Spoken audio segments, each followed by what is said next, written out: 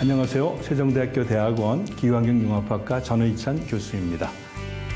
이번 시간에는 중장기 1차 핵심 토론 과제 중에서 자동차 연료 가격 조정에 대하여 설명드리겠습니다.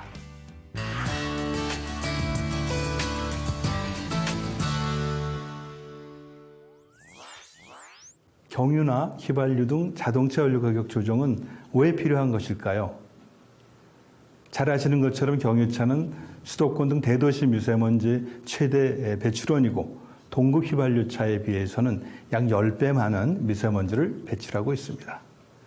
특히 경유차 배출가스는 WHO 1군 발암물질로 유해성이 높기 때문에 더욱 건강에 유의해야 합니다. 반면 높은 환경피해 비용에도 불구하고 저렴한 경유가격 때문에 경유차 선호도는 매우 높고 계속 증가하는 실정입니다. 그럼 우리 현주소는 어떤 모습일까요? 우리나라의 휘발유 대비 경유의 상대적인 가격은 OECD 국가 평균보다 낮은 수준으로 상대적으로 낮은 가격 때문에 RV 등의 경유승용차 수요는 지속적으로 증가하고 있습니다. 현재 정부에서는 노경유차 운행 제한 및 조기 폐차, 또 친환경차 보조금 지원 등 정책을 추진하고 있지만 경유차 감축에는 여전히 한계가 있습니다. 따라서 경유차 수요 억제를 위해 경유차의 환경 피해 비용을 유류 가격에 반영하는 합리적인 자동차 연료 가격 조정이 매우 필요한 상황입니다. 이제 본격적으로 자동차 연료 가격 조정 과제에 대해 설명드리겠습니다. 도로 위를 달리는 미세먼지의 주범, 경유차는 동급 휘발유차 대비 미세먼지를 9.7배나 많이 배출하고 있어서 우리의 건강을 위협하고 있죠. 최근 경유차 또한 휘발유차 대비 많은 미세먼지를 배출하고 있는 것으로 조사되었습니다. 이것은 휘발유차에 비해서 크게 완화되어 있는 경유차의 대기오염물질 배출 허용 기준과 유지관리가 잘 이루어지지 않으면 오염물질을 다량 배출하게 되는 경유차 특성 때문에 발생하고 있는 것입니다. 2016년 기준 수도권의 초미세먼지 배출량을 살펴볼까요? 보시는 것처럼 경유차 배출량이 가장 높은 상황입니다. 물론 승용차, 화물차를 모두 합한 것이죠. 자동차 연료별로는 경유차가 자동차에서 직접 배출되는 초미세먼지와 질소산화물 등 2차 생성물질의 대부분을 배출하고 있습니다. 특히 경유차의 배출가스는 더욱 건강에 해롭습니다. 경유차 배출가스는 WHO 국제암연구소에서 규정한 1군 발암물질입니다. 국내 연구 결과에서도 휘발유차에 비해서 경유차의 배출가스가 2.4배나 높은 독성을 갖고 있는 것으로 밝힌 바 있습니다. 이러한 독성에도 불구하고 경유차는 대도시 미세먼지 최대 배출원으로 우리 생활과 바로 근접한 곳에서 직접적인 위협이 되고 있습니다. 그러나 국내에서 경유차의 수요는 여전히 높은 편입니다. 경유차가 휘발유차에 비해서 환경 피해 비용이 이렇게 크고 상대적으로 차량 가격도 높지만 연료 가격이 약 88%로 훨씬 싸기 때문에 5, 6년이면 차량 가격을 해소할 수 있기 때문이죠. 그래서 국내 경유차 수요는 여전히 꺾이지 않고 증가하고 있습니다. 반면 주요 선진국은 경유차 수요가 꾸준히 감소하고 있는 추세입니다. 2015년이죠.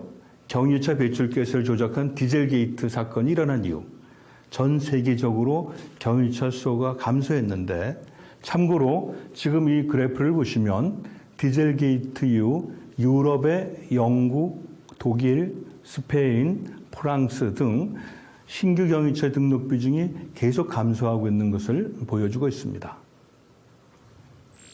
특히 EU의 영국, 독일, 프랑스 등은 강력한 경유차 퇴출 정책을 추진하고 있고, 경유차의 비중이 원래 낮았던 미국과 일본도 각종 규제를 더 강화해가고 있습니다. 우리나라의 경우도 경유차 규제를 계속 강화하고 있지만 아직 그 효과는 미비한 수준입니다. 각종 규제와 친환경차 전환 정책으로 인해서 경유차의 수요는 분명히 줄어들고 있습니다.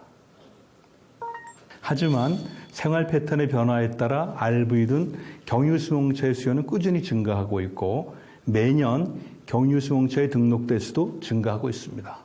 또한 경유 소비량도 휘발유보다 많고 지속적으로 증가하는 패턴을 나타내고 있습니다. 상대적으로 낮은 경유 가격은 경유차 수요 억제와 경유 소비를 줄이는 데 큰 장애로 작용하고 있습니다. 우리나라의 경유 상대 가격은 낮은 세금 때문에 OECD 국가 중에서 최저 수준을 나타내고 있습니다. OECD에서도 우리나라의 경유세를 휘발유 수준으로 인상할 것을 권고하고 있습니다. 또한 화물차 등 사업용 차량의 경우 유가보조금 때문에 실제 경유 가격이 휘발유의 60에서 70% 수준밖에 되지 않습니다. 그래서 소비는 계속 늘고 있는 것이죠. 화물차는 친환경차로 대체하는 것이 매우 힘들고 최근 물류 증가 때문에 경유 소비는 더욱 늘어나고 있는 현실입니다. 국제에너지기구에서 발표한 경유 가격을 살펴보면 OECD 국가들보다 우리나라의 휘발유 대비 경유 상대 가격이 매우 낮은 것을 볼 수 있습니다. 우리나라의 경유 가격이 이처럼 낮은 것은 경유에 붙는 세금 비중이 낮기 때문입니다.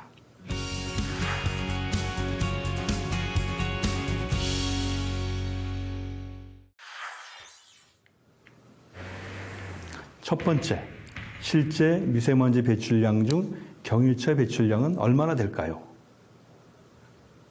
국립환경과학원 조사 결과에 따르면 전체 자동차 대기오염 배출량 중 경유차가 차지하고 있는 비중은 초미세먼지의 경우 99%, 질소산화물의 경우 92%로 보고되고 있습니다. 또한 경유차 차종별 미세먼지 배출량은 화물차의 비중이 가장 크고 그 다음으로 RV차의 비중이 높은 것으로 나타났습니다. 두 번째, 온실가스 배출 측면에서는 경유차가 휘발유차에 비해서 더 유리하다고 하는 의견도 있는데 어떨까요? 동급 차종의 경우 휘발유차가 경유차보다 온실가스를 더 많이 배출합니다. 그렇지만 경유차는 대체로 무겁고 주행거리가 긴 중대형차 비중이 매우 높기 때문에 전체 배출 총량 면에서 보면 경유차가 더 많은 온실가스를 배출하고 있습니다. 세 번째, 그런데 왜 휘발유보다 경유에 더 낮은 세금을 부과했을까요? 과거 버스나 화물차 등에 주로 사용되었던 경유나 LPG는 서민연료라고 하는 인식이 높았습니다. 그래서 상대적으로 낮은 세율이 적용되었던 것이 오늘까지 쭉 이어져 오고 있는 것이죠. 네 번째, 단지 저렴한 연료비 때문에 휘발유차보다 경유차를 선호하는 것일까요? 2018년 환경부 조사에 따르면 국내 소비자 중 40%가 넘는 소비자가 차량 구매 시 유류 비용을 가장 먼저 고려한다고 대답했습니다. 그 다음이 차량 가격이나 승차감 순으로 나타났죠. 다섯 번째, 미국처럼 경유차의 배출가스 허용 기준을 휘발유차하고 동일하게 하면 되지 않을까요? 하는 의견도 있었습니다. 배출가스 기준 강화 문제는 국제 통상 문제와 직간접으로 연계되어 있습니다. 우리나라의 경우 휘발유차는 한미 FTA에 따라서 미국 기준이 적용되고 있고 경유차는 한 EU FTA에 따라서 유럽 기준이 적용되고 있습니다. 그래서 협정을 개정하지 않고 배출 허용 기준을 개정한다는 것은 매우 어려운 일입니다. 이제 국민 여러분의 의견이 대단히 중요합니다. 깊이 고민하고 충분히 토론하셔서 국가 재난인 미세먼지를 줄일 수 있는 좋은 제안을 여러분이 해주시기 바랍니다.